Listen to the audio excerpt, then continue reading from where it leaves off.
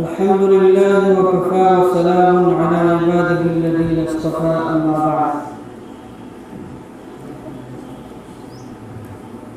फ़अऊज़ु बिल्लाहि मिनश शैतानिर रजीम। बिस्मिल्लाहिर रहमानिर रहीम। या अय्युहल्लज़ीना आमनू ला तत्तबि'ू खुतुवातिश शैतान वमन यत्तबि' खुतुवातिश शैतान फ़इन्नहु यअमुरु बिल-फ़हशाइ वल-मुनकर वक़ाल नबी सल्लल्लाहु अलैहि वसल्लम मन तशब्बह बिक़ौमिन फ़हुव मिन्हुम औ कमा क़ाल अलैहिस्सलातु वस्सलाम। मेरे मोहतरम बुजुर्गों और अजीज साथियों और पर्दा नशी मेरी माँ और बहनों,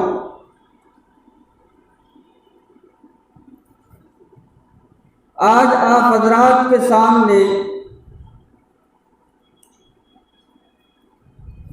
हैप्पी न्यू ईयर और हैप्पी बर्थडे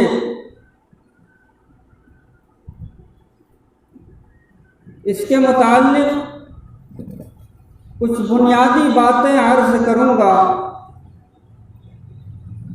दुआ फरमाएं कि अल्लाह रब्बुल इज़्ज़त हम सबको कहने सुनने से ज़्यादा अमल करने की तौफ़ीक़ अता फरमाए।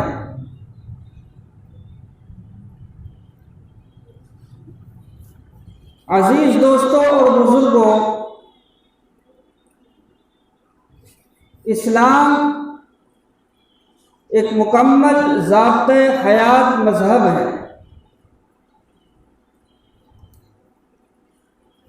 मज़हब इस्लाम ने इंसानी ज़िंदगी के हर पहलू पर और इंसानी ज़िंदगी के हर शोबे में उसकी रहबरी और उसकी रहनुमाई की है। हमारी ज़िंदगी का कोई भी पहलू ऐसा नहीं है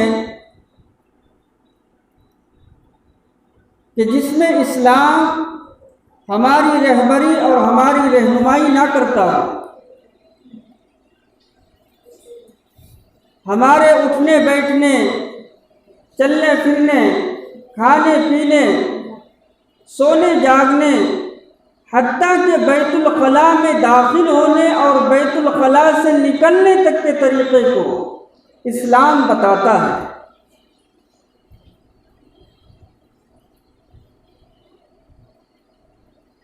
लिहाजा एक मुसलमान की ये जिम्मेदारी बनती है कि वह अपने हर अमल को शरीयत व सुन्नत को सामने रखते हुए करे।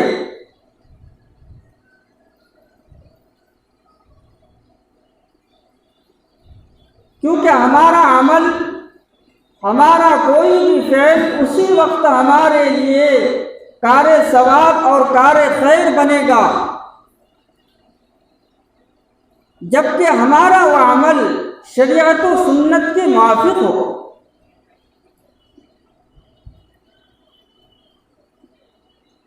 अगर इंसान का कोई भी अमल शरीयत व सुन्नत के ख़िलाफ़ है, शरीयत व सुन्नत से हट करके हैं, तो याद रखें उस अमल पर उसे सवाब नहीं बल्कि गुनाह मिलेगा।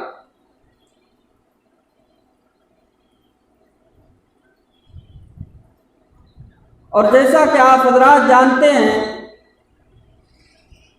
कि आज से जो है एक नए साल का आगाज़ हो रहा है, नए साल की इब्तिदा हो रही है। 2021 शुरू हो गया और 2020 ख़त्म हो गया। ये जो गुज़िश्ता रात गई है ये 31 दिसंबर की रात थी।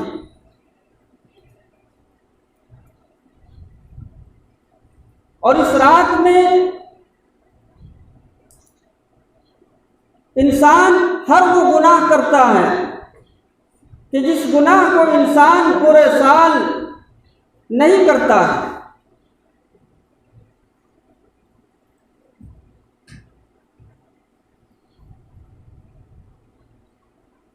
हमारा ये हैप्पी न्यू ईयर मनाना, हैप्पी बर्थडे मनाना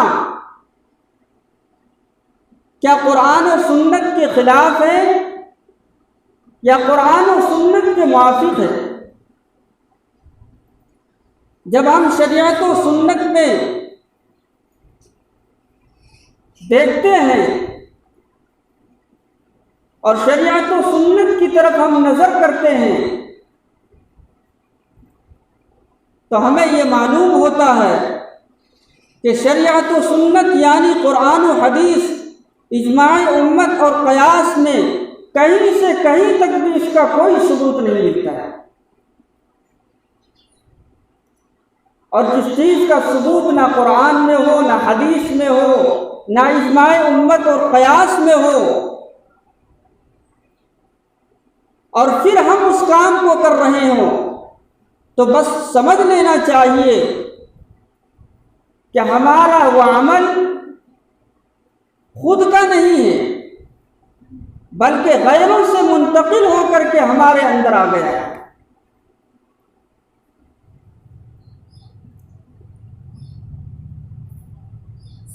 यह happy birthday, happy new year, ये इस्लामी तौर तरीक़े के ख़िलाफ़ है। ये यहूदियों और ईसाइयों की ईजाद करता है।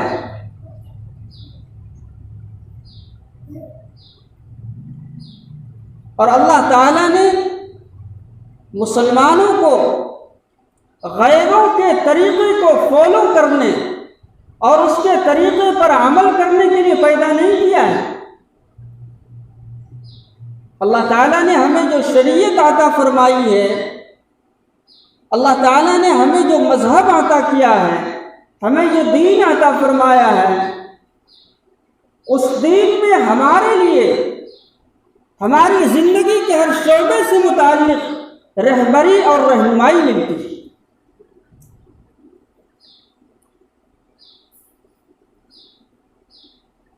और अगर हम गैरों के तरीक़ों को फॉलो करेंगे, गैरों के तरीक़ों पर चलेंगे, तो फिर नबी करीम अलैहिस्सलातु वस्सलाम का फरमान है कि मन तशब्बह बिक़ौमिन फहुव मिन्हुम, कि जो कौम किसी कौम की मुशाबहत इख्तियार करेगा, जो कौम किसी कौम के तरीक़े को अपनाएगा, कल क़यामत के दिन उसका हिसाब व किताब, उसका हश्र उसी के साथ होगा।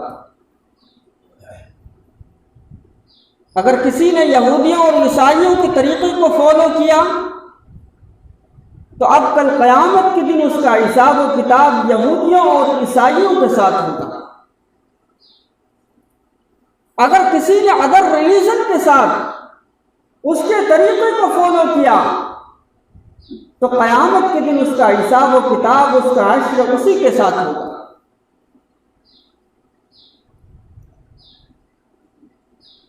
किताबों के मुताले से ये बात मालूम होती है कि ये जो तरीक़ा है कि लोग हैप्पी न्यू ईयर मना रहे हैं, हैप्पी बर्थडे मना रहे हैं, ये मुसलमानों का तौर तरीक़ा नहीं है, बल्कि ये ईसाइयों और यहूदियों का तरीक़ा है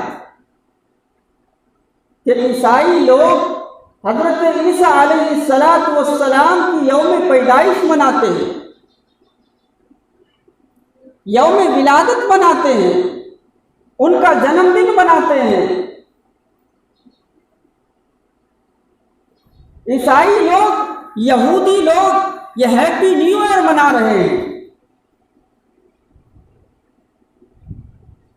बस उनके देखा देखी हमने भी उसको करना शुरू कर दिया, हमने भी मनाना शुरू कर दिया।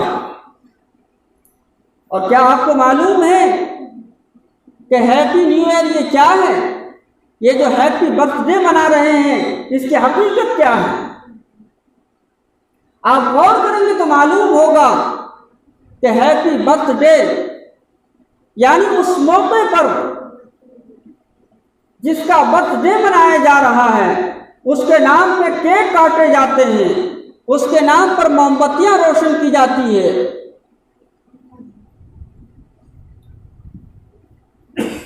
और पड़ोसियों को, रिश्तेदारों को, दोस्त अहबाब को मदऊ किया जाता है। और ये जो नए साल की मुबारकबादी पेश की जाती है, नया साल मनाया जाता है, गौर करेंगे तो मालूम होगा कि इस नए साल के मौके पर इतने खुराफात होते हैं, इतने गुनाह होते हैं कि पूरे साल उतना गुनाह नहीं होता होगा। इस 31 दिसंबर की रात में क्या कुछ नहीं होता है। लोग जो हैं पटाखे फोड़ते हैं, आवारागर्दी करते हैं, जिनाकारी और बदकारी के अड्डे गर्म होते हैं, शराब नोशी की जाती है और ना मालूम कितनी तबाही और बर्बादी उस रात में मचाई जाती है जिसका अंदाजा हम और आप नहीं लगा सकते। और लोगों ने उसी का नाम रख दिया हैप्पी बर्थडे, नए साल की मुबारकबादी। अरे किस नए साल की मुबारकबादी पेश कर रहे हो? क्या तुम्हें मालूम नहीं है कि तुम्हारी उम्र का 1 साल कम हो गया, तुम्हारी जिंदगी का 1 साल कम हो गया, तुम अपनी जिंदगी के कुछ अय्याम तुमने खो दिए और तुम एक कदम कब्र के गड़े के करीब पहुंच गए।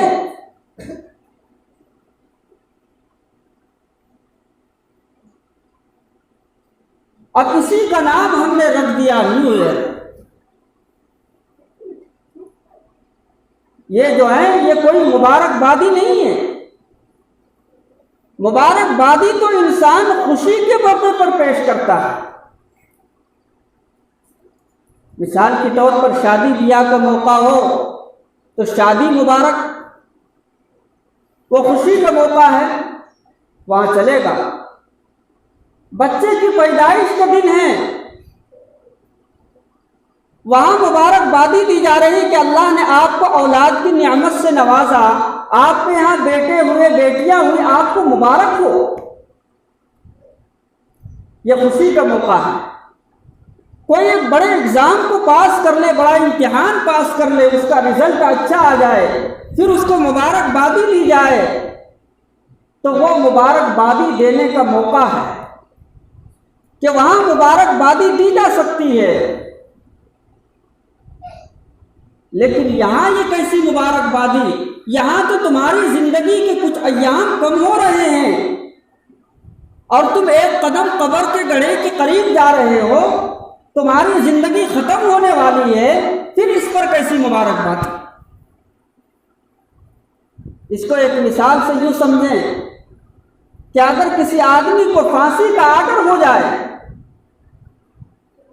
किसी आदमी को फांसी का हुक्म दिया जाए और उसके फांसी पर चढ़ने के लिए कुछ दिन बाकी रह जाए और लोग उसे यूं कहें कि तुम कितने खुशकिस्मत आदमी हो, मुबारक हो कि अब तुम्हारी फांसी के जो है कुल 3 दिन या 4 दिन या चंद दिन बाकी रह गए, तो आप गौर करें कि वो आदमी जो उसे मुबारकबादी पेश कर रहा है, उससे बड़ा अहमक, उससे बड़ा बेवकूफ इंसान कोई होगा? कोई नहीं हो सकता,